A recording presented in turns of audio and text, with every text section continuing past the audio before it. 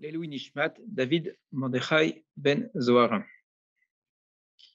Donc on était en plein milieu de la fuite de David devant Absalom. On avait vu comment Itaï, que David avait placé auprès d'Absalom de manière très intelligente, très rusée, avait réussi avec beaucoup de finesse à contrecarrer le plan de Achitophel. Achitophel, je le rappelle, qui était considéré comme étant un homme d'une extrême intelligence dont les conseils étaient visés toujours juste, donc il était toujours écouté, et pourtant Itaï avait réussi à proposer un autre conseil en faisant croire à Absalom que la meilleure façon d'attaquer son père David, c'était d'attendre un petit peu le temps d'organiser un grand campement. Il faut le faire en mai. Oui. Excusez-moi, j'ai dit Itaï à chaque fois. Donc, Rouchaï, donc d'organiser donc une grande armée pour attaquer David, et que David était sûrement un héros très puissant, etc. Et que donc il fallait. Arrêtez la vidéo. Oui, s'il vous plaît. Non. Ok. La connexion y est. Voilà. C'est bon. Je reprends. Donc, Rouchaï avait réussi à faire croire à Absalom que la meilleure façon d'attaquer son père, c'était de prendre le temps d'organiser une grande armée pour l'attaquer ensuite, car son père était quelqu'un de très fort, qui sûrement les attendait en embuscade, et que donc il fallait s'y prendre avec beaucoup d'intelligence. Et donc, Achitophel, pour la première fois, a vu son conseil qui n'a pas été suivi. S'il vous plaît.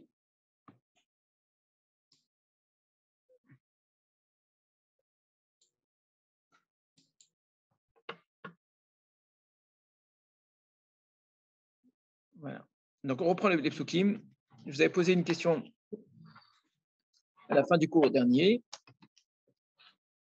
Donc, d'une part, David avait placé Hushai comme agent double, d'une certaine façon, chez Absalom, et il avait également demandé aux Kohanim de servir d'intermédiaire, de réussir à faire passer des informations grâce à leurs fils. Leurs fils, eux, seraient cachés en dehors de la ville.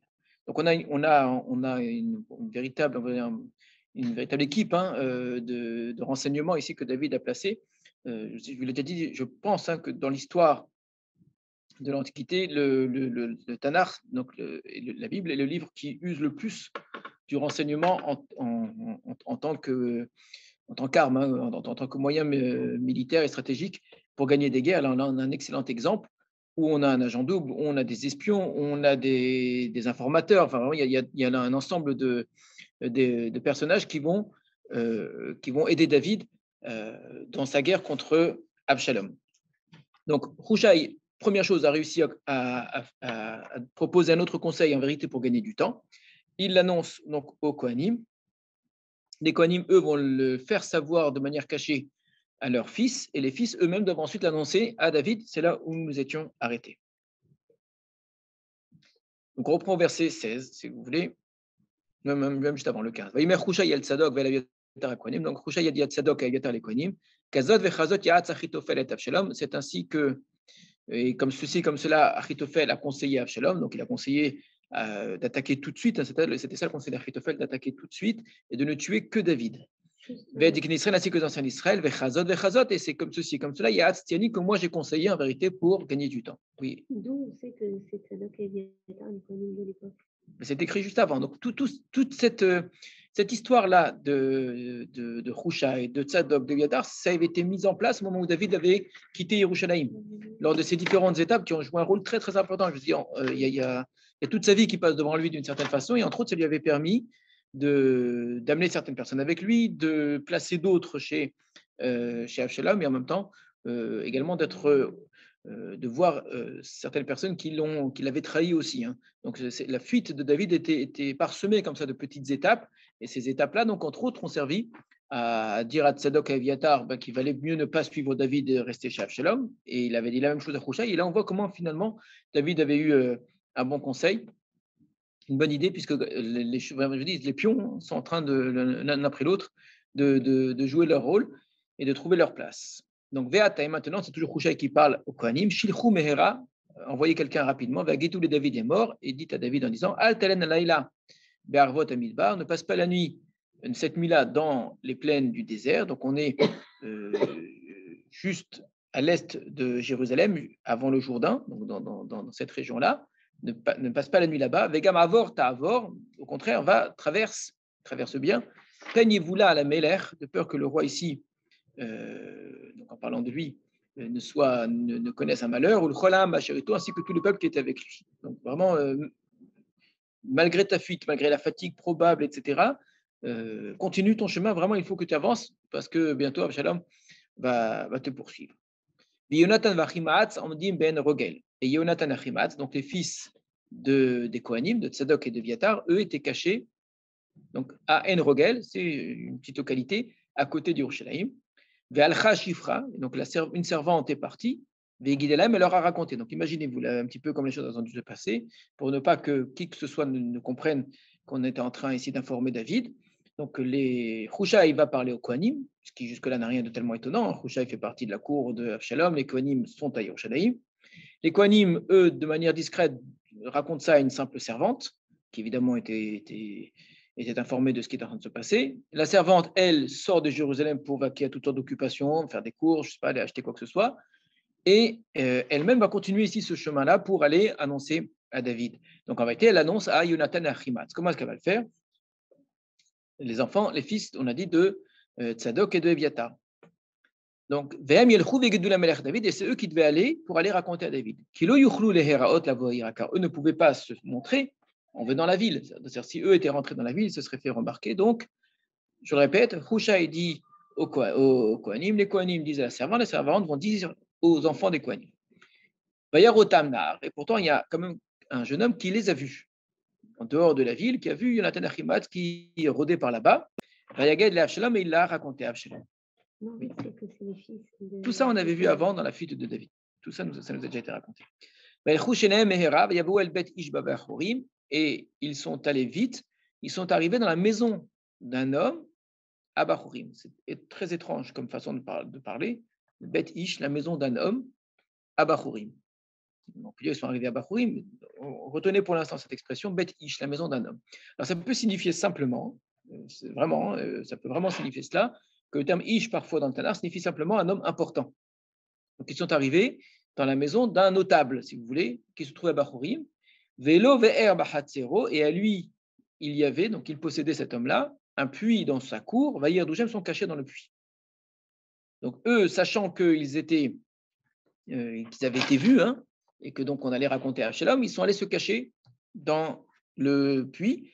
Ils ont fait très attention à ne pas aller chez David, parce que s'ils étaient allés chez David, peut-être ils auraient été suivis, on aurait pu trouver David.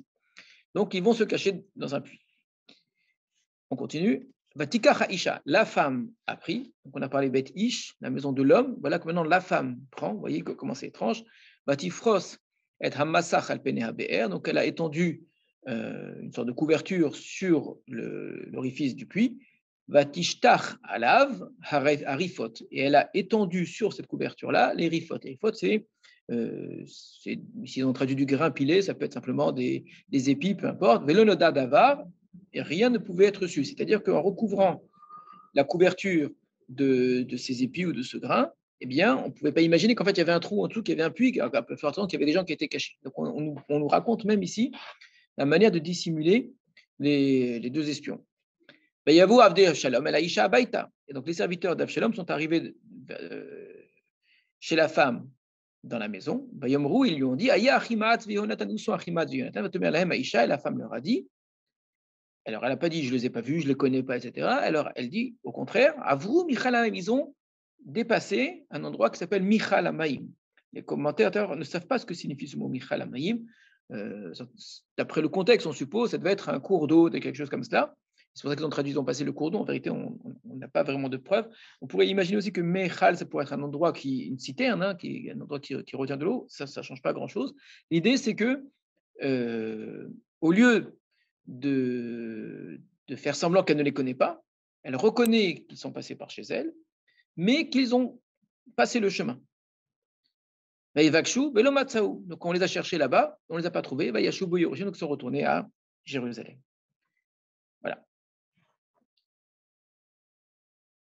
Donc, Vayehi acharei lertam. Ce fut après que donc, les hommes d'Avshalom soient partis. Vaya'alu mehaber, ils sont montés de ce puits-là. Vayelchou, ils sont partis avec Gidou Lamelech David. Ils ont raconté au roi David. Vayomru el David, ils ont dit à David, Kumu, levez-vous, vivru mehera et amaim, et traversez vite l'eau. Il s'agit ici de traverser le Jourdain.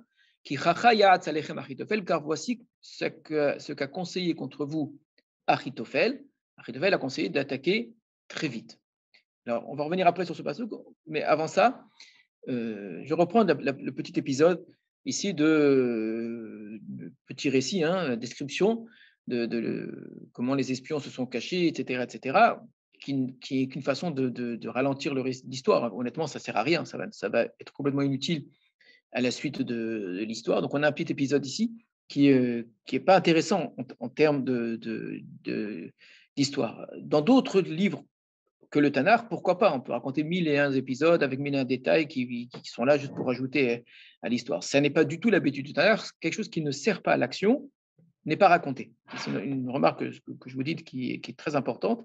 Les éléments qui ne sont pas utiles à l'action de l'histoire ne sont pas racontés. Par où on est passé, comment on est passé, où on s'est caché, etc. Si ça n'apporte rien à l'histoire, c'est jamais raconté, il n'y a pas de détails. Or ici, on a quand même plusieurs psukim qui sont vraiment une façon de ralentir l'histoire. On a ralenti pendant un petit moment l'histoire, donc on était dans une lecture. Si on nous avait dit qu'ils étaient partis directement chez David, ça n'aurait rien changé. D'autant que plus tard, on ne va pas voir qu'Absalom va rattraper Achimaat ou quoi que ce soit, donc il ne s'est rien passé finalement. C'est une histoire qui leur est propre et qui n'apporte rien. Sauf que, et vous l'aviez déjà remarqué la semaine dernière ou même, je vous avais posé la question à quelle autre histoire ressemble cette histoire-là, et de manière très claire, très précise, c'est une évidence, il y a une volonté très affirmée dans cette histoire-là, la manière de la raconter. On fait ressembler cette histoire à l'histoire des Meraglim, des espions que Yehoshua avait envoyés pour aller espionner la ville de Yéricho, et ils étaient allés dans la maison de Rachav. Et il s'était passé exactement la même chose, c'est-à-dire on a le même schéma ici au niveau du récit. Ils se cachent dans la maison d'une femme. Les hommes du roi ont appris qu'ils sont cachés dans la maison de la femme, donc ils vont aller dans la maison de la femme.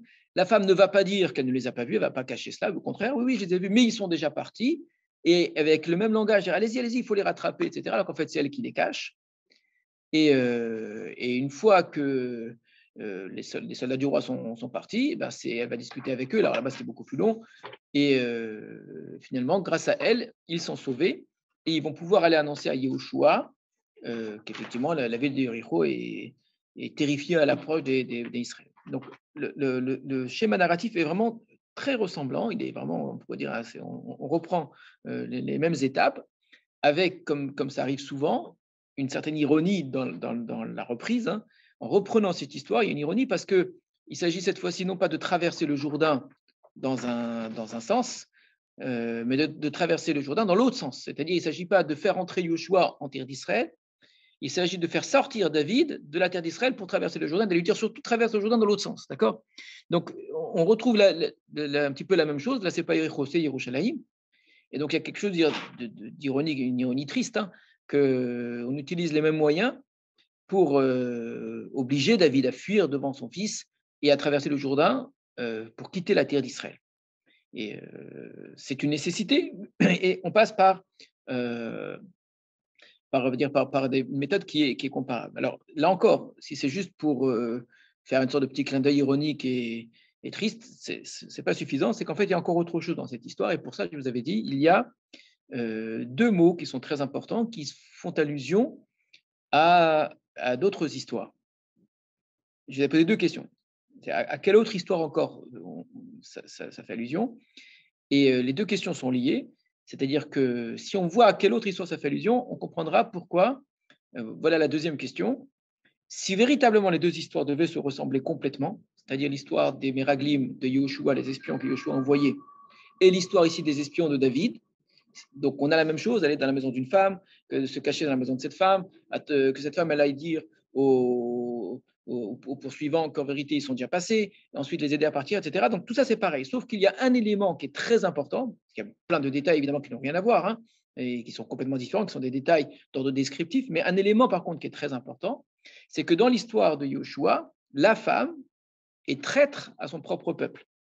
C'est-à-dire qu'en aidant ces espions, elle n'aide pas des gens qui sont de son côté, elle aide des gens qui vont faire la guerre contre son peuple. D'accord? Or, ici, on peut pas en dire autant. On est dans notre territoire d'Israël. C'est qu'une histoire entre le peuple d'Israël, et à plus forte raison entre un père et son fils, même, hein, entre David et son fils Absalom. Donc, une histoire terrible, hein, mais de fait, rien ne nous dit que cette femme elle soit plus du côté d'Absalom que de David. Enfin, il n'y a pas de raison de le croire. On peut même tout à fait imaginer que c'est tout à fait normal s'ils sont allés dans la maison de cette femme-là. D'ailleurs, je pense que la plupart des lecteurs en lisant le texte se sont dit cela, que s'ils sont allés se cacher dans la maison de cette femme-là, c'est qu'a priori, ils savaient d'avance que cette femme, elle était du côté de David. Voilà, comme il y en avait plein d'autres, comme d'ailleurs eux-mêmes, comme les Kohanim, comme Hushai, etc. Dans la cour même d'Absalom, il y a des gens qui sont du côté de David.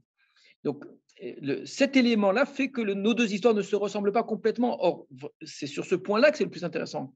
C'est là on va dire qu'il y a la partie la plus importante en vérité des deux histoires qui devraient se ressembler, c'est que ce soit une femme qui aide ici le héros, d'accord, dans un cas Yoshua, dans notre cas David, alors qu'en fait, c'est son ennemi. Et c'est ça qui serait intéressant. Donc, pour répondre à cette question, je vous ai dit, il faut réfléchir au terme, à l'endroit où ça se passe, à Bachurim, et un autre terme qui est ce mot Michal. Mais il y a quand même un détail extrêmement important, c'est que là-bas, Yoshua, il envoie les espions. Alors que là, David, il a envoyé aucun espion. Si, il les a envoyés en vérité. Il les a envoyés dans le sens que, depuis le départ, c'est lui qui a envoyé les Kohanim de rester là-bas parce que j'attends de vous cela. Donc évidemment, c'est pas lui qui les envoie directement. Il y a plein de détails qui ne sont pas les mêmes. Elle n'est pas dans une muraille, elle n'est pas à Yéricho, etc. Donc on n'est pas en train de faire ressembler ce qui n'est pas ressemblant. C'est pas dans un toit, c'est dans un puits. Tout ça, c'est pas important parce qu'on est effectivement dans des histoires qui sont de nature différente. Ce qui m'intéresse en termes d'éléments d'histoire, c'est-à-dire ce qui fait l'histoire, ce qui va permettre à ce que le héros soit sauvé grâce à ces espions-là, où les espions risquent d'être attrapés. Donc on a la même chose. On a un héros qui a besoin d'apprendre une information, or les informateurs sont en danger. Et dans les deux cas, les informateurs sont sauvés par une femme. Dans les deux cas, la femme dit à leur poursuivant, elle leur fait croire qu'elle est de leur côté, allez-y, rattrapez-les, ils sont partis, etc., alors qu'en fait, elle est en train de les cacher. Le reste, c'est que du détail. Mais un élément, par contre, qui est important, c'est que la femme en question, ici, a priori, elle n'est pas contre David, il n'y a pas de raison de penser. D'accord? C'est pour ça que je vous ai demandé de chercher un petit peu, c'est quoi cet endroit Bachurim, le jeu de mots avec le mot Michal. Et puis également, je vous ai remarqué aujourd'hui, ça veut dire quoi venir dans la maison d'un homme et la femme a pris. La femme, on comprend la femme de cet homme-là, la femme de cette maison. Mais c'est bizarre cette expression, Bet Ish, la maison d'un homme à Bachurim, et la femme a pris. Il y a quelque chose d'un petit peu étrange dans la façon de présenter les personnages. Alors, qu'est-ce que vous savez de la ville de Bachurim? On sait deux choses. C'est là où David a récupéré Michal chez Paltiel. Voilà, donc par exemple, effectivement, on ne va pas commencer par cet exemple-là, on va commencer par l'exemple qui est beaucoup plus proche. Effectivement, Bachurim, c'est l'endroit où Michal, le même nom ici, mais là, c'est un personnage, Michal, la femme de David, qui est donc la fille de Shaoul, a quitté complètement la maison de Shaoul. On va y revenir. Mais avant ça, il y avait un autre endroit que vous auriez dû voir qui est juste au chapitre précédent. Bachurim, il suffisait juste de monter d'un chapitre et vous allez voir le lieu de Bachurim. Regardez juste avant, chapitre 16, qu'est-ce qui s'est passé à Bachurim? Dans cette fuite de David devant Absalom, je dis, il y a eu plusieurs étapes. Chaque étape, il se passe quelque chose d'important. Il vit quelque chose, il y a une sorte d'expérience, une sorte de rencontre qui est positive ou négative. Entre autres, il va rencontrer, rappelez-vous, Shimei ben Gera. Shimei ben Gera qui va l'insulter, le maudire, etc., en le traitant de chien, etc., en disant que David avait versé le sang de la maison de Shaoul et que donc, mais que tout ce qui lui arrivait maintenant, il l'avait bien mérité. Alors, je suis juste au chapitre 16, hein, verset 5, c'était juste après la rencontre avec Tiva, qui était le serviteur de Méphibosheth, là aussi de la maison de Shaoul. Hein. Donc, on avait des rencontres avec la maison de Shaoul. Je dis, c'est toute l'histoire de sa fuite devant Shaoul qui revient, c'est les relations qu'il avait très ambiguës avec la maison de Shaoul. Où va Amelech David, ad Bachurim. Et donc, dans cette fuite-là, David est arrivé jusqu'à Bachurim. Bachurim, c'est le chemin par lequel David est parti. Donc, ce n'est pas étonnant que les espions aussi passent aussi par Bachurim. Hein, parce que c'est vraiment ce chemin-là. C'est donc une petite localité qui est à l'est de Jérusalem quand on va vers la mer Morte, vers le Jourdain. Or, voici que de Bachurim est sorti un homme de la maison de Shaoul. Donc, il y a à Bachurim une famille qui est directement rattachée à la famille de Shaoul. Ushmo Shimei ben Gera, et son nom c'était Shimei ben Gera, Yotse Yatso ou Mekalel, qui est allé en maudissant. Il a lapidé David avec des pierres, ainsi que tous les serviteurs de David, tous les peuples, tous les héros qui étaient avec lui, etc. Et puis il a insulté, etc., à tel point qu'Avishai, le cousin de David, a voulu tuer Shimei ben Gera, et David a dit non, c'est pas le moment de tuer Shimei ben Gera, il faut accepter ce sort-là, parce que David comprenait bien que tout ce qui lui arrivait, c'était un peu pour payer, pas un peu, même beaucoup, pour payer la faute qu'il avait commise avec Bathsheba. Donc, qu'est-ce que représente ici Bachurim pour nous? À ce moment-là, de quoi est chargé Bachurim? C'est un lieu proche de la famille de Shaoul. Et on comprend que dans cette fuite de David devant Absalom, il y a une forme de revanche de la maison de Shaoul qui voit dans cette fuite de David comme une punition, comme si David payait pour ses fautes. On avait même vu l'histoire qui précède, les deux se suivent directement, comment le serviteur de Méphibosheth c'était le dernier survivant de la famille de Shaoul, qui avait été reçu par David et qui était honoré par David, etc. Mais son serviteur avait dit qu'il avait été obligé de prendre des affaires de chez Méphibosheth pour les donner à David, contre l'avis de Méphibosheth, parce que Méphibosheth était très heureux de voir tout ce qui arrivait à David avec une forme d'extrême ingratitude. On l'a vu aussi avec les Pinakshim. Non. Bah si, puisque David avait pris les Pinakshim. David, il avait pris. Donc, on lui a donné le conseil de prendre les Pinakshim. Absalom. Non. Les exemples qu'on a que ce qui tourne autour de la maison de Shaoul, donc la tribu de Binyamin, se réjouit du malheur qui est en train d'arriver à David, est bien heureux du malheur qui arrive à David, alors qu'en fait, Absalom, c'est le fils de David, donc il n'y a pas plus de raison d'être du côté d'Absalom. Donc, ce n'est pas par attachement à Absalom, évidemment, mais par volonté ici de simplement se réjouir du malheur de celui qu'on considère qui nous a fait du mal. On avait expliqué que malgré tous les efforts qu'avait fourni David pour prouver à chaque fois qu'il n'était en rien dans tous les malheurs qui se sont abattus sur la maison de Shaoul, l'assassinat de Méphibosheth, de Ishbosheth, l'assassinat de Avner, vraiment tous les malheurs qui se sont abattus sur la maison de Shaoul, on a toujours considéré qu'en fait, c'était lui le responsable et qui en fait, il cachait son jeu. Il faisait en sorte par derrière de tuer les derniers descendants de Shaoul, pour ensuite, pour s'assurer que tout le peuple soit avec lui, en faisant croire que c'est pas lui qui avait fait ça, c'est pas moi, c'est Yoav, c'est pas moi, etc., etc. Alors nous, lecteurs, on croit le texte, on croit effectivement David, et on voit la sincérité de David, mais mettez-vous à la place des gens de l'époque, où c'était vraiment la norme, c'était comme ça que l'on faisait lorsque une nouvelle dynastie prenait la place d'une précédente, eh bien, on faisait disparaître tout ce qui restait de la précédente. Et donc, c'était une vraie crainte, et on a vu combien David était inquiet de cela, de ce qu'on risquait de dire, de ce qui s'était passé. Vraiment, il en souffrait beaucoup. Donc, on n'est pas étonné de voir que finalement, des gens de la famille de Shaoul pensent que David est en train simplement de payer pour ses fautes. Donc, Bachurim, c'est cela. Donc, le seul homme que l'on connaisse de Bachurim à cet endroit-là, un homme qui sort de Bachurim, c'est ce Shimi ben Gera. Juste le chapitre d'après, on nous dit que les espions sont allés dans la maison de l'homme à Bachurim. Alors, c'est qui cet homme? Vraiment, c'est Shimi, ce qui paraît impossible. C'est impossible, parce que Shimi, c'est lui qui vient d'insulter David avec des mots extrêmement durs, à lui souhaiter la mort, etc. Donc, on voit mal cet homme-là cacher les espions pour sauver David. Enfin, ça paraît absurde. Donc, on va relire le texte.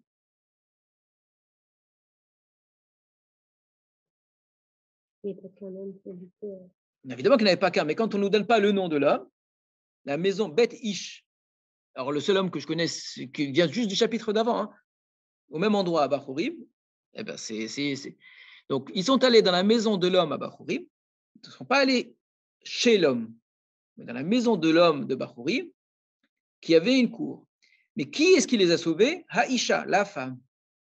Donc l'homme n'était même pas au courant qu'en fait il se cachait chez lui. Donc, ce que sous-entend un petit peu le texte, c'est que cette femme-là, c'est la femme de Shimi ben Gera. Et alors que son propre mari, et on peut le comprendre, on peut presque le comprendre, est un ennemi de David, qui l'a insulté, qui lui a souhaité la mort, etc., sa propre femme, en vérité, cache les espions qui vont permettre de sauver David. Alors, on n'a pas le temps de montrer, mais la manière dont le texte est écrit, vous avez juste au milieu l'histoire de Hushim qui va chez Avshalom, où on a deux volets, où en fait c'est parallèle. David, dans sa fuite, passe par Bahurim et Yashimi Ben Gera qui l'insulte, et les espions, dans leur fuite pour aller chez David, passent aussi par Bahurim, mais eux, au contraire, la femme ici va aider ces hommes-là. Donc, on ne nous dit pas que c'est l'homme qui a fait ça. Vatika Haisha, etc. L'homme, il est au courant de rien. Alors, c'est une allusion. Si le texte avait voulu nous dire Shimi Ben Gera, on nous aurait dit la femme de Shimi Ben Gera. Point. On ne l'a pas dit non plus. C'est-à-dire qu'on est volontairement dans quelque chose qui est évocateur. C'est suffisamment mystérieux pour rester sans aucun sens, pour dire non, bon, c'est juste une façon de parler. Peut-être le fait que David ait refusé qu'Avisha le tue.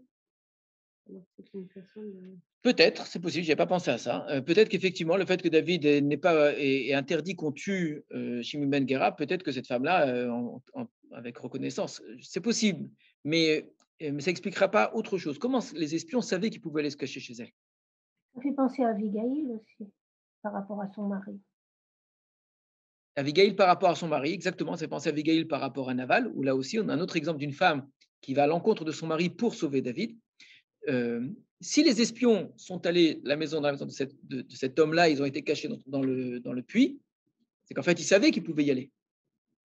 Donc, si c'est juste parce que cette femme, elle vient de virer de bord, parce que son mari n'a pas été tué, comment eux pouvaient-ils le savoir? Peut-être, hein, peut-être qu'ils ont été mis au courant, je ne sais pas. En tout cas, on est face à un exemple intéressant dans le Tanakh où dire qu'il n'y a rien dans ce texte, que le pshat se lit d'une seule traite sans aucun problème, ce n'est pas possible parce qu'il reste cette bizarrerie de la maison de l'homme et la femme a pris, alors qu'on ne donne pas de nom, donne-moi un nom, c'est bizarre, et que juste avant on parle d'un homme qui vient de Bahurim, mais si déjà tu veux le dire, bah, dis-le clairement. Mais probablement, ils n'étaient pas au courant, c'était qui cet homme. Ils étaient précipités dans leur fuite, et ils sont arrivés où? Dans une maison. Peut-être que c'est un coup de chance. C'est comme Rachav. C'est possible. Tu as raison. Pour l'histoire de Rachav, il n'était pas au courant. Dans ce cas, ça ressemblera encore plus avec l'histoire de Rachav. Donc, en tout cas, c'est ce qui fait les deux histoires se ressembler complètement. C'est que, et dans le cas de Rachav et dans le cas de cette femme-là, même s'il ne s'agit pas vraiment de la femme de Shimi Ben Gera, et c'est peut-être la raison pour laquelle le texte ne le dit pas, parce que ce n'est pas Shimi Ben Gera et ce n'est pas sa femme, la volonté de faire ressembler les deux endroits de manière très très forte, c'est une façon de dire que ce n'est pas lui, mais c'est comme si c'était lui, dans le sens que les gens de Bahurim sont les gens qui sont du côté de Shaoul. Et qu'être caché là-bas, par une femme là-bas, c'est comme si on était caché par la propre femme de Shimi Ben Gera, ça revient au même. Et qu'au fond, le nom importe peu parce que c'est peut-être pas effectivement Shimi Ben Gera. Mais il faut que nous, lecteurs, on entende que c'est à l'endroit même, Bahurim, qui est l'endroit où on a ici les défenseurs de Shaoul qui sont contre David et qui se réjouissent du malheur de David, qu'une femme va faire le contraire de ce que les hommes là-bas décident de faire et va au contraire défendre David, exactement comme l'histoire de Rachav par rapport à Yoshua. Il y a dans le mot Bahurim également un lien avec Shaoul, puisqu'on avait dit que Shaoul, il était Bahour, au sens un élu, on pourrait dire une élite. Le mot Bahour, il signifie cela également. Donc, Shaoul, c'était l'élite de sa famille, l'élite de son peuple. Ce qu'on n'a jamais dit de David. David, au contraire, quand il est apparu sur la scène de l'histoire, il paraissait être un inférieur, un paria, un rejeté, vraiment. Il arrive sur la scène de l'histoire comme quelqu'un qu'on n'attend pas. Alors que Shaoul, au contraire, son nom veut dire ça, Shaoul, celui qui a été recherché, il a été demandé. Shaoul, il paraît tout de suite être un élu, et le terme Bachour avait été utilisé à son sujet. Non, c'est Shaoul qui est Nechba, parce que lui était très très discret. Mais dès que les gens le voient, c'est Yehi Ameler, d'accord. Donc il avait du mal, Shaoul, avec cette image comme ça qui faisait de lui une sorte d'être supérieur. Alors, ça c'est le lien très proche avec Bachouri. Si c'était que cela, à mon avis, c'est déjà suffisant, largement suffisant. Je pense que les liens, puisqu'ils sont juste à côté, ils fonctionnent en vérité de manière symétrique dans l'histoire. C'est pour nous montrer qu'à l'endroit où David a été insulté, c'est au même endroit où des hommes de David vont être sauvés. C'est une sorte de réparation au même endroit. Donc, le lien très fort avec ce Ish-là, qui serait comme Shimi Ben Gera. Mais pour vous montrer à quel point cette idée-là que Bahurim représenterait en fait la maison de Shaoul contre David, on va voir qu'il y a un seul et unique autre endroit où on trouve Bahurim dans notre livre. Et là, vous allez voir que c'est vraiment très lié à l'histoire de Shaoul. Vous l'aviez cité tout à l'heure. Donc, le chapitre 3, si je ne me trompe pas, oui, c'est ça. Chapitre 3, lorsque Ishboshet, le fils de Shaoul, est roi.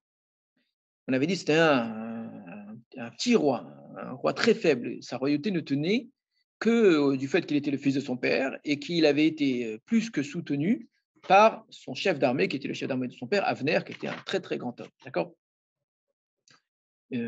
C'était vraiment pas un homme ni puissant, ni malin, ni quoi que ce soit, ce Ishboshet. Et il va avoir la mauvaise idée de venir reprocher à Avner d'avoir pris la concubine de son père. Enfin, une attaque qui n'était pas très réfléchie parce que c'était son seul et unique soutien en vérité, Avner. Que fait Avner? Il décide de quitter Ishboshet, de changer de camp et de dire écoute, c'est fini avec toi, tu m'attaques alors que tu ne te rends pas compte que c'est que grâce à moi que tu tiens et que tu crois que je veux prendre ta place alors qu'en vérité, si j'avais voulu te prendre ta place, ça fait longtemps que je l'aurais prise. Donc au contraire, vraiment, tu es ingrat, tu ne te rends pas compte que je me suis effacé pour toi. Donc on sent Avner ici vraiment, vraiment, vraiment vexé. Et donc il décide d'aller du côté de David. Donc il prend contact avec David. David demande comme condition que on lui rende en fait sa femme. Donc renvoie-moi ma femme qui est Michal. Donc le terme Michal, dont on ne sait pas trop ce qu'il signifie dans notre texte, mais c'est un lieu probablement, Michal Amaïm, c'est un prénom Michal et qui s'écrit exactement de la même façon. C'est la femme de David, fille de Shaoul. Quand David s'était marié avec Michal, Shaoul il n'était pas parvenu et Michal avait sauvé la vie de David. Là-bas aussi, elle l'avait caché, une autre ressemblance, et grâce à ça, il s'était enfui. Donc, vraiment une autre ressemblance, on voit comment la propre fille de Shaoul sauve David. Et finalement, donc, il était parti. Ce que fait Shaoul après cela, c'est qu'il prend Michal, sa propre fille, donc la femme de David, et il va la donner à un autre homme qui s'appelle Paltiel. Et donc, une fois que l'histoire ici maintenant est terminée, Shaoul est mort, etc., David demande à récupérer sa femme. Et donc, on va lui la rendre. Ce qu'on y raconte ici. Vaishlach Ishboshet, pasuk Tetva, verset 15. Vaikachea Meim Ish, Meim Paltiel ben Laish. Donc, on l'a pris de la maison d'un homme qui s'appelle Paltiel, fils de Laish. Vayeler Ita Isha. Et son mari, est allé avec elle, donc il l'a suivie. Alors, Chuvacho Acharea, en allant et en marchant derrière elle, Ad Bachurim, jusqu'à Bachurim.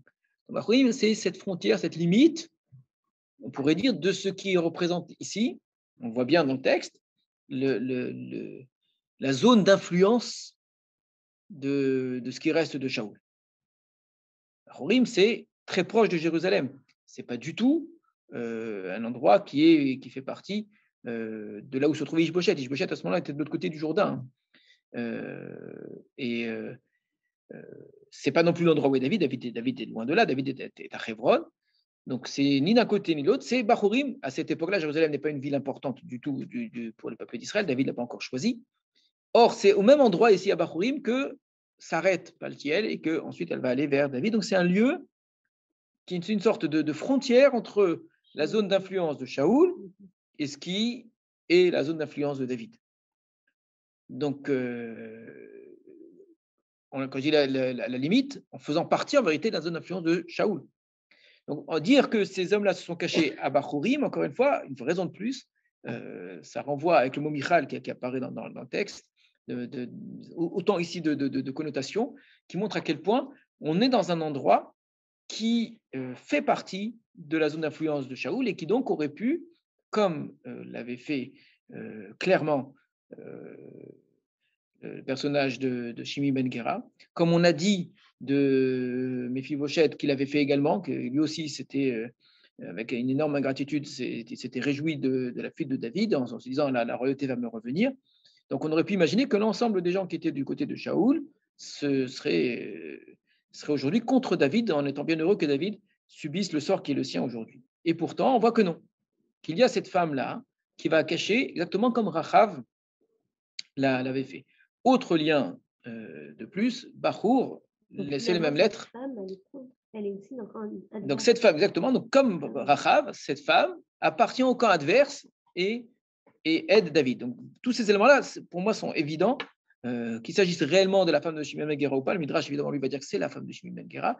Je vous ai montré pourquoi dans le chat on peut difficilement dire cela. Autrement, on n'a qu'à le dire, on n'a qu'à le dire la femme de Shimon ben Gera, d'accord? Mais ça revient au même, ça revient exactement au même, c'est-à-dire sans que ce soit réellement la femme de Shimon ben Gera, c'est une femme qui appartient au camp de Shimon ben Gera, qui appartient à la famille de Shaoul, qui appartient normalement à ceux qui aujourd'hui auraient dû se réjouir des malheurs de David et qui pourtant va faire le contraire.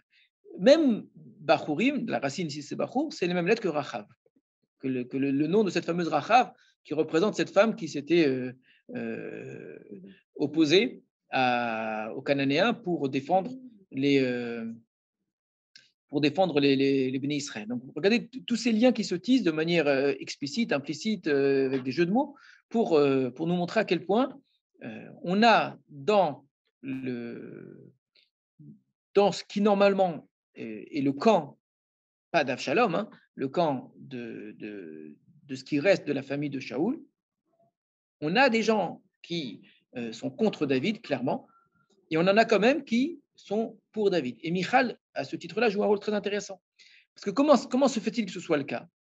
Si effectivement, on avait assisté dans l'histoire à un renversement, à un coup d'État où David avait tout fait pour renverser la dynastie précédente, la détruire, etc., alors là, ça aurait été très, très, très surprenant que dans ce camp-là, il y ait quelqu'un qui défende David. Or, David, je vous l'ai dit, a tout fait de manière très sincère, et le texte vraiment prend parti pour David là, de manière très claire, pour montrer que c'est vrai, c'est très honnête, pour montrer combien David, durant la vie de Shaoul, alors qu'il était poursuivi par Shaoul, après la mort de Shaoul, à aucun moment David n'a fait quoi que ce soit, ni pour accélérer la chute de la dynastie de Shaoul, alors qu'il était même mort, hein, ni pour dire du mal de Shaoul, ni pour faire quoi que ce soit qui pouvait apporter atteinte à Shaoul, même pour sauver sa propre vie et la vie de ses hommes. David a toujours défendu Shaoul, même quand ça lui coûtait très, très, très, très, très, très cher. Et donc, la relation de David à Shaoul, on en a beaucoup parlé, c'est une relation très complexe.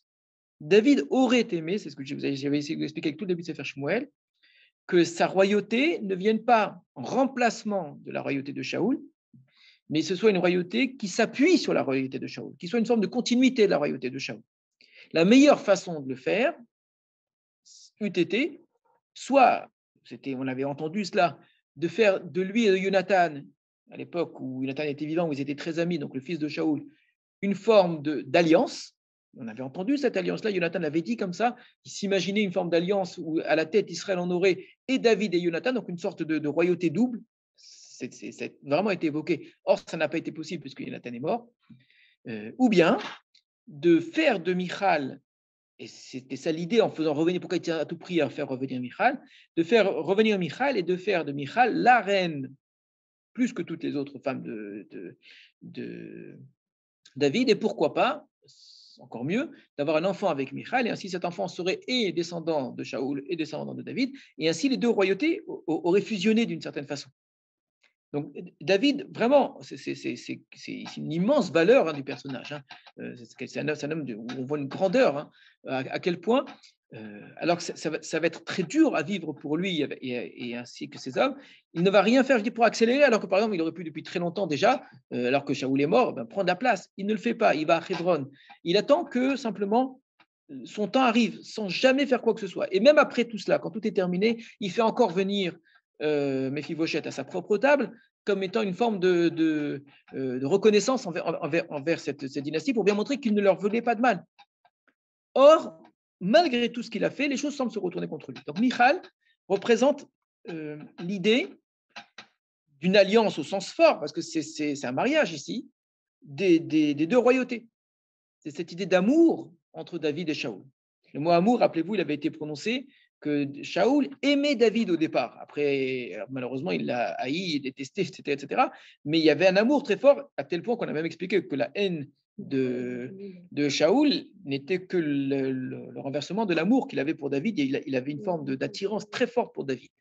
Jonathan, n'en parlons pas. Où là, jamais dans tout le Tanakh, on va parler d'un amour entre deux hommes, comme David et Jonathan, par exemple. Michal, on nous a dit qu'elle aimait David. On ne nous dit pas de beaucoup de femmes dans le Tanakh qu'elles aiment leur mari. On l'avait dit de Michal. Donc, la famille de Shaoul aime David à l'origine. Le premier sentiment, c'est un sentiment d'amour. Le texte ne fait pas dans le sentimental, ce n'est pas le but. Hein. On n'est pas dans un texte romantique du tout, c'est pas ça du tout l'idée, vraiment pas. Quand on nous parle d'amour, c'est-à-dire qu'il y a une forme de conscience, de reconnaissance, qu'il y a une complémentarité qui peut se faire, qu'il y a une opposition probablement, mais que cette opposition est fertile. Elle fait naître quelque chose de très heureux, de très riche, de quelque chose de merveilleux qui doit naître de cela. Et Shaoul l'a senti comme cela au départ, parce que David lui apportait un bien immense, il lui permettait de faire disparaître son mauvais esprit et donc de reprendre une santé mentale normale. Jonathan, ça ne s'explique pas. Jonathan, il a une sorte de coup de foudre pour David, alors que cet homme-là, clairement, va lui prendre sa place, normalement. Michal aussi aime David, on nous dit clairement. Donc, David, on ne nous dira jamais qu'il aime qui que ce soit de la famille de Shaoul. En ce sens-là, il n'y a pas d'amour qui soit prononcé, mais il montre toujours un immense respect, une immense reconnaissance, énormément de précautions, surtout ne pas porter atteinte à quoi que ce soit. Et donc, il y a dans Bachurim les deux choses à la fois. C'est une façon de dire que tous les efforts très honnêtes, très sincères que David a déployés pour ne pas porter atteinte à la maison de Shaoul ont quand même porté les fruits. C'est qu'il y a quand même des gens de la famille de Shaoul qui sont sensibles à ça. De la manière que Michal, malgré son père, est resté attaché à David, eh bien, cette femme-là qui se trouve à Bachurim, elle a dû entendre, elle a dû voir effectivement que ce qu'avait fait David, c'était très honnête, c'était vrai, et qu'effectivement, il est bien au contraire. Non seulement il n'a pas voulu faire du mal à Shaoul, mais au contraire, c'est grâce à lui qu'il est resté quelque chose de Shaoul. Donc, il y a cette reconnaissance double, et ça a pu apporter donc ce sauvetage. Et David, d'une certaine façon, récupère les fruits ici de ce que lui a planté. C'est que tout ce qu'il a fait pour montrer qu'il ne voulait pas de mal à Shaoul, eh bien peut-être que c'est cela qui a fait qu'à ce moment précis, ces deux espions ont été sauvés, grâce à ça, lui va être sauvé. Et qu'autrement, eh bien, malheureusement, ça aurait pu très très mal finir cette affaire-là pour David. Donc on va continuer notre récit. Donc ils sont allés chez David, on nous dit, et ils y ont... Par rapport à la question, pourquoi on a focus dessus alors que c'est pas nécessaire. Ah si, c'est très nécessaire, au contraire. Donc pourquoi on nous raconte cette histoire-là? Pour dire qu'il y a dans la zone d'influence de Shaoul des gens qui sont du côté de David. Et que donc tout ce qu'a fait David dans le passé pour montrer qu'il était honnête, qu'il était bon envers Shaoul, aujourd'hui c'est ça qui lui sauve lui-même. Lui, on pourrait presque aller jusqu'au bout de la comparaison et dire, lui a sauvé la vie de Shaoul, vraiment, quand Abishai avait voulu tuer Shaoul, comme la même chose Abishai a voulu tuer Shimi Ben Gera. Donc il a dit non, on ne touche pas à Shaoul. Donc lui, il a vraiment sauvé la vie de Shaoul. Et bien de manière, on va dire presque indirecte, les descendants de Shaoul lui sauvent la vie là maintenant. Il lui sauve vraiment la vie parce qu'il sauve les espions qui vont lui annoncer, etc., etc. Donc sans qu'il l'ait fait pour ça évidemment, mais finalement le bien qu'il a fait un jour ici, il le récupère aujourd'hui. Et donc c'est très indirect parce que évidemment Shaoul n'a rien fait pour sauver David, mais finalement ça, comme si la vérité de la relation de David à Shaoul, elle finit par enfin poindre. Alors qu'on vient de voir juste le chapitre d'avant combien Shimi Ben Gera est resté plein d'animosité malgré cela. Voilà. Donc c'est important de le dire, bien que ça ne serve pas à l'action au sens propre. Si on ne nous avait pas raconté ça, l'histoire elle n'aurait rien changé. Mais c'est important pour entendre que ne croyez pas que tout le monde qui est du côté de Shaoul, en vérité, est contre David. Ce n'est pas vrai. Il y a dans ceux qui sont les derniers représentants de la famille de Shaoul, il y a des gens qui sont très reconnaissants à David et qui vont tout faire pour sauver David. Donc David s'est levé. Excusez-moi, je reviens au verset 21. Donc, après qu'ils soient partis, ils sont montés du puits, ils sont allés, ils ont raconté au roi David, ils lui ont dit à David, levez-vous, traversez vite l'eau, car ainsi a conseillé contre vous Achitophel. Quelle remarque ici vous êtes obligé de me faire en lisant ce verset? sur ce que disent les deux espions à David, et sur ce qu'ils ne disent pas. C'est tout dit. Alors, je vous écoute. C'était pas du tout ça, ils ont mis à Tanaïm. C'est pas du tout ça.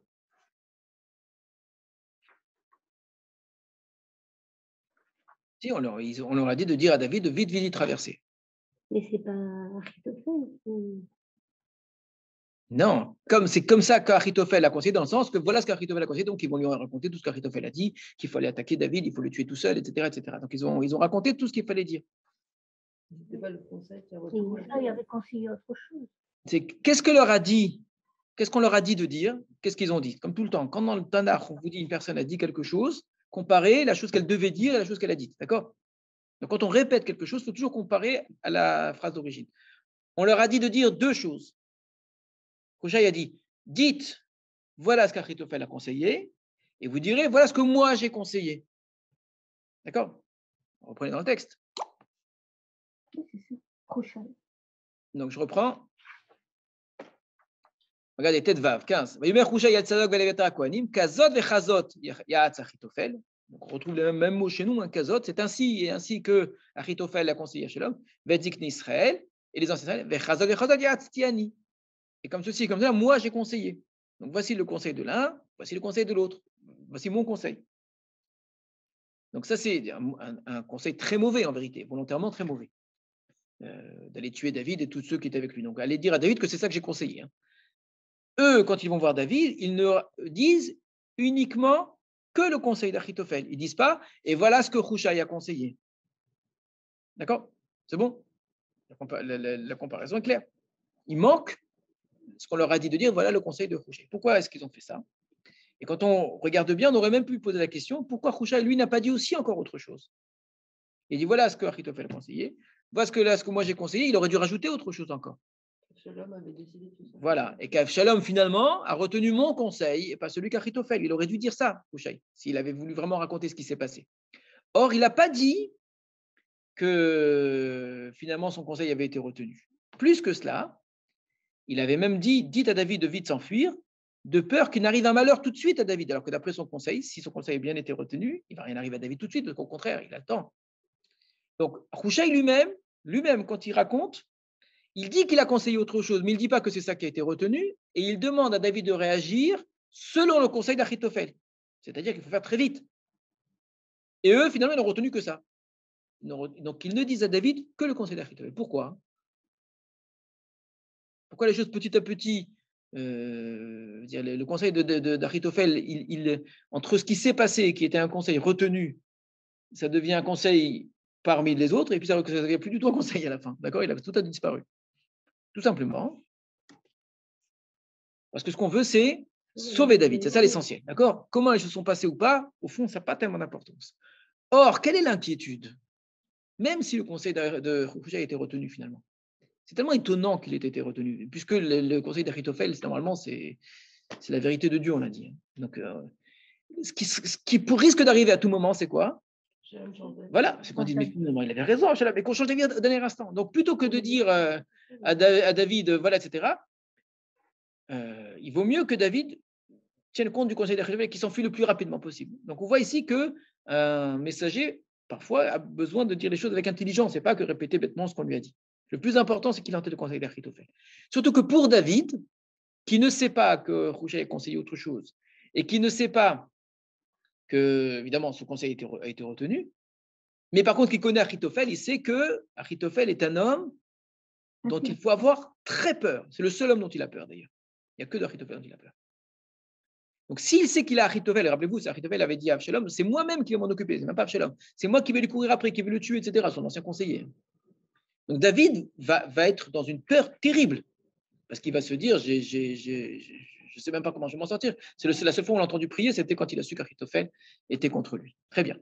Donc, voilà ici pour une petite remarque, on avance. Nous, lecteurs, on sait par contre que ce n'est pas comme ça que les choses se sont passées, que le conseil d'Achitophel n'a pas été retenu. D'accord?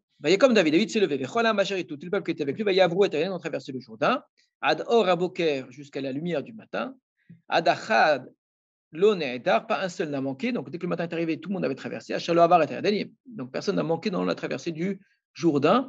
Il faut toujours voir dans le Tanakh une traversée du Jourdain comme un acte hautement symbolique, dans un sens ou dans l'autre.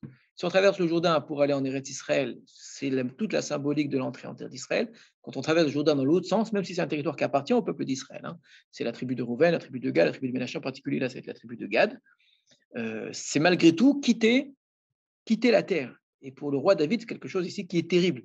Donc il faut vraiment y voir un exil, un véritable exil avec tout ce que ça porte dans la symbolique. Donc David quitte la terre d'Israël, et si c'est un exil, c'est-à-dire qu'il y a une forme de punition. David ici paye pour sa faute. Son fils veut le tuer, ce qui s'est passé avant, etc. Partir en exil, c'est payer ici pour le mal qu'il lui-même a commis. Va Achitophel. Or, Achitophel, justement, cet ancien conseiller de David qui maintenant avait conseillé Avshalom et dont le conseil n'a pas été retenu alors qu'il a toujours été un homme extrêmement intelligent et que toujours ses conseils étaient non seulement acceptés, mais étaient de bons conseils. Il ne s'est pas révolté. Donc, va Achitophel Ra, voyant qu'il honesta Atsato. Mais Avshalom n'a pas eu peur de ne pas écouter le conseil d'Achitophel et qu'Achitophel, c'est puissant qu'il était. On a expliqué qu'est-ce qui s'était passé. Au début, il a cru, il a écouté le conseil d'Achitophel. Mais l'intelligence de Hushai, c'est très malin de sa part, de Hushai, c'est de montrer que le conseil, c'est très fin. Parce que comment dire qu'un homme qui se trompe jamais se trompe? C'est pas possible une chose pareille. Si vraiment on considère que sa parole, c'est la parole de Dieu d'une certaine façon, comment je peux dire qu'il se trompe? On avait montré que Hushai avait eu l'intelligence de ne pas dire qu'Achitophel dit faux. Il dit son conseil cette fois-ci n'est pas bon. L'otova, c'est pas bon. C'est quoi que c'est pas bon? C'est-à-dire qu'Achitophel, il sait très bien ce qu'il fait, c'est très bien ce qu'il dit. C'est un très bon conseil ce qu'il donne en vérité. Mais c'est pas bon pour toi. C'est qu'en vérité, tu ne te rends pas compte qu'en fait, c'est contre toi qu'il est en train de faire ce conseil. Et c'était très malin en disant Achitophel est en train de faire un conseil parce qu'il veut lui se mettre en avant. Et ça, Avshalom l'avait entendu. Ce je dans le conseil d'Achitophel. Je vais faire ça, et je vais faire ça, et je vais faire ça, et je vais faire ça, d'accord? C'est sûr que c'est vrai que ça va marcher ce que tu vas faire. Oui, mais si ça marche, qu'est-ce qui va être le vainqueur après? C'est toi ou c'est moi? Et c'est ça l'intelligence de Hushai, c'est de montrer que le conseil de Achitophel était un conseil intéressé et qu'il ne fallait pas y voir un bon conseil pour Avshalom, il fallait voir un bon conseil, parce qu'il ne se trompe jamais cet homme-là, mais pour Achitophel, d'accord? De fait, Achitophel, voyant qu'il honesta Tsato, que son conseil n'avait pas été suivi. Mais juste le fait qu'il soit si puissant, Achitophel, et qu'Avshalom ne l'ait pas écouté, Avshalom se retrouvait en danger quand même. Non, parce que, encore une fois, parce qu'il a compris que le conseil d'Achitophel, c'est un très bon conseil pour Achitophel, mais pas pour moi. Oui, donc c'est l'inverse. Si j'écoute son conseil, c'est moi qui suis en danger. Oui, mais maintenant, il n'a pas écouté Achitophel. Donc, vis-à-vis d'Achitophel qui est si puissant, il peut se révolter et le tuer. Tout seul, non, parce que Achitophel, c'est un homme qui a de la matière grise, mais qui n'a pas de moyens. C'est ça tout le problème d'Achitophel. Je veux dire, Achitophel, c'est un homme qui est un homme plein d'intelligence, mais qui manque les moyens. Il n'a pas d'armée, il n'a pas de. Voilà. Et par contre, ce qu'il a dit à Avshalom, c'est de lui donner cette armée-là, etc. D'accord? De lui donner tous ses moyens. Il dit, je vais prendre 12 000 hommes. Maintenant, qu'est-ce qu'il va faire Achitophel? Achitophel, il n'a pas le charisme. Rappelez-vous, je vous avais dit, il faut du charisme, il faut du pouvoir. Achitophel, il a du génie. Et on sent chez lui, ça c'est mon interprétation, on sent chez lui une frustration terrible d'être un homme d'intelligence et pas d'avoir le charisme qu'il faut, l'autorité qu'il faut pour pouvoir diriger. Et il croit qu'il suffit d'être intelligent pour ça, d'accord? C'est terrible. Alors, Achitophel, voyant que son conseil n'avait pas été suivi, qu'est-ce qu'il a fait? Il a pris son âne. Comment? C'est un suicide? Oui, exact, vous allez le dire. Vayakom, il s'est levé. Vayelech el beto el eiro, il est retourné dans sa maison, dans sa ville. Vayetzav el beto, Vayetzav, il a donné des ordres dans sa maison. Vayehanak, et il s'est étranglé. Vayamot, il est mort. Vayikaver bekever aviv, et il était enterré dans le tombeau de son père. Voilà. Voilà la fin d'Achitophel. Qui est-ce qui aurait pu croire qu'un homme aussi intelligent allait finir de manière aussi tragique? Voilà. Alors, le suicide ici présenté d'Achitophel est un suicide mis en scène. Il ordonne à sa maison, etc. Il veut mourir comme il a vécu, en dirigeant, en dominant, en étant celui qui ne laisse rien à personne. C'est lui-même qui décide de sa mort. Alors pourquoi est-ce qu'il se donne la mort, Achitophel, maintenant? Il devrait attendre de voir ce qui va se passer. Voyons que son conseil n'a pas quoi. C'est juste parce qu'on ne m'a pas écouté. Parce qu'Achitophel, lui, il sait que quoi? Que David va être sauvé. Et donc, il va être Il sait, lui, que son conseil, c'est le meilleur des conseils. Lui, il sait que c'est très intelligent ce qu'il a dit et qu'il ne peut pas se tromper.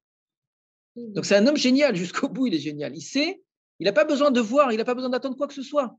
Si on ne m'écoute pas, ça signifie que David va gagner. Donc, il est toujours dans le vrai, cet homme-là.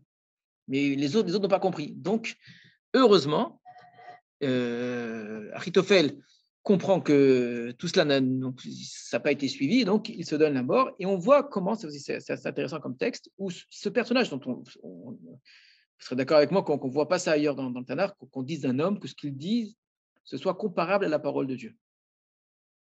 Pas en bien, parce que c'est un homme qui fait du mal, hein, mais c'est-à-dire que quand il dit quelque chose, il ne se trompe jamais. Effectivement, on a fait attention à ce qu'il a dit, vraiment la richesse de sa réflexion, la subtilité de tout ce qu'il avait dit, tous les éléments auxquels il a pensé. C'est un vrai génie, cet homme.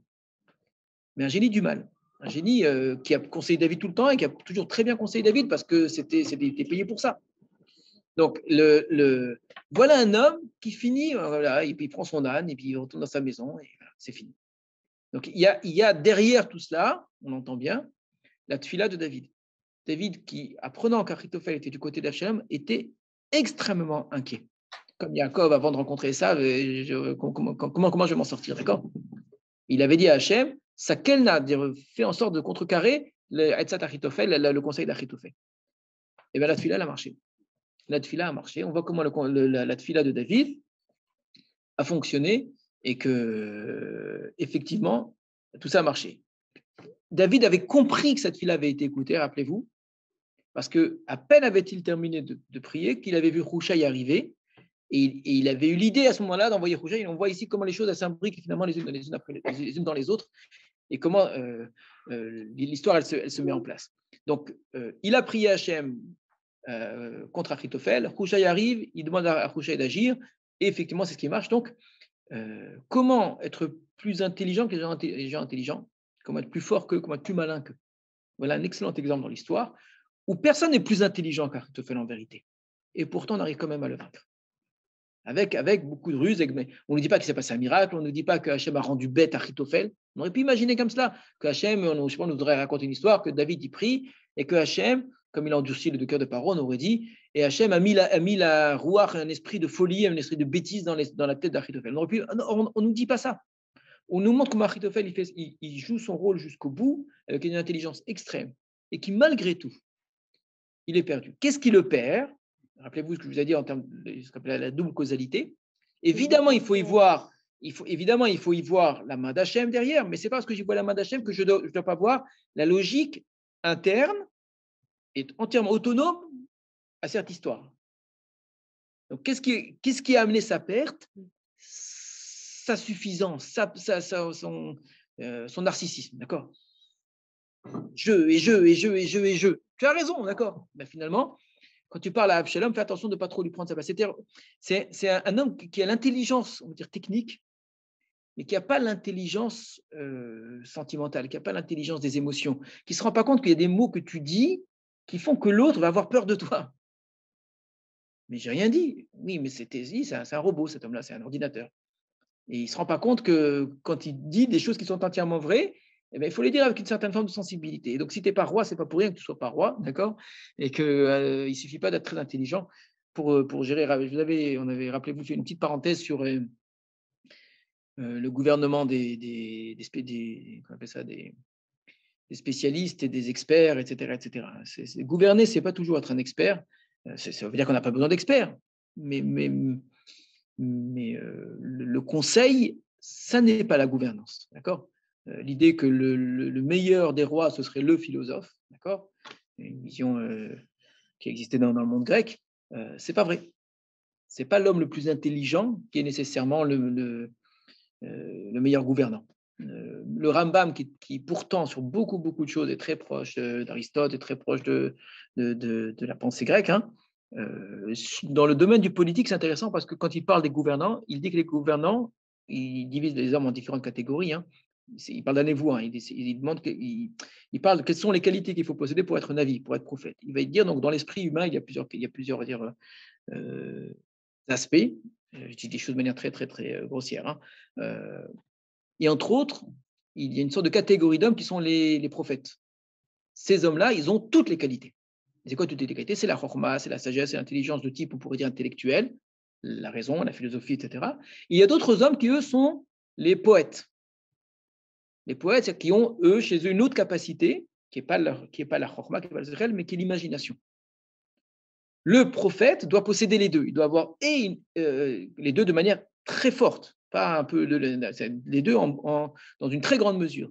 Et l'intelligence intellectuelle très poussée, mais également la sensibilité, je ne sais pas comment appeler ça, avoir une certaine forme de capacité à saisir les choses sans nécessairement les comprendre, d'accord, à les deviner à la façon d'un poète. Ça, c'est l'imagination.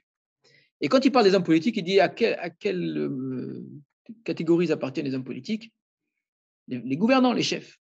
Ils disent appartiennent plus au monde des poètes qu'au monde des philosophes. Et sur ce point-là, vous voyez, il n'est pas entièrement, c'est pas la politique ici telle qu'on pouvait l'entendre nécessairement. Et on le trouve ça effectivement dans le Tanakh. C'est pas l'homme obligatoire, il ne faut pas être un imbécile, bien évidemment, mais c'est pas la qualité première du gouvernant, c'est pas l'intelligence. Voilà un homme très intelligent, mais qui est incapable de gouverner et qui finit de manière misérable, tragique, en se tuant. Voilà cette fin d'Achitophel. Alors, je vous ai dit, il le fait simplement parce qu'il a vu que son conseil n'a pas été suivi. Il n'attend pas de voir, il connaît la suite. Lui, il sait ce qui va se passer. On va attaquer David plus tard. David est un très bon soldat, il va se battre, il va très bien se défendre, et donc c'est fini pour Absalom. Donc, ce n'est pas la peine d'attendre. Et donc, il met fin directement à ses jours. Alors, on ne va pas s'arrêter là, c'est dommage de finir sur quelque chose de triste. On va avancer juste un peu souk. Mais David de Machanaïma, et donc David arrive à Machanaïm. Donc, il a traversé le Yarden sur Machanaïm. Et Absalom avar et Yarden, hu vechol ish Israël imo. Et Absalom a traversé lui aussi le Jourdain avec tous les hommes qui sont avec lui, donc ils ne sont pas très loin. C'est où Machanaïm? C'est un endroit qu'on connaît. C'est là où Yaakov, effectivement, avait vu les deux campements d'anges quand il avait quitté Lavan. Donc, en revenant de chez Lavan, donc en revenant de Haran, avant d'arriver en Eretz Israël, il arrive à Machanaïm et c'est là qu'il se sépare de Lavan. David fait le chemin inverse, il quitte la terre d'Israël, il arrive à Machanaïm. Machanaïm, donc, c'est présenté comme la frontière, Machanaïm, c'est là où il avait fait l'alliance avec Lavan en disant après, c'est Haran, après, c'est Aram, après, c'est les Araméens. Ici, la frontière du monde juif. C'est là que commence le monde de Yaakov, le monde d'Israël. C'était Machanaïm. Donc David arrive à cet endroit-là qui est la fin complète. Donc déjà traverser le Jourdain, c'est quitter la terre d'Israël, mais on reste dans une zone d'influence de la terre d'Israël jusqu'à Machanaïm.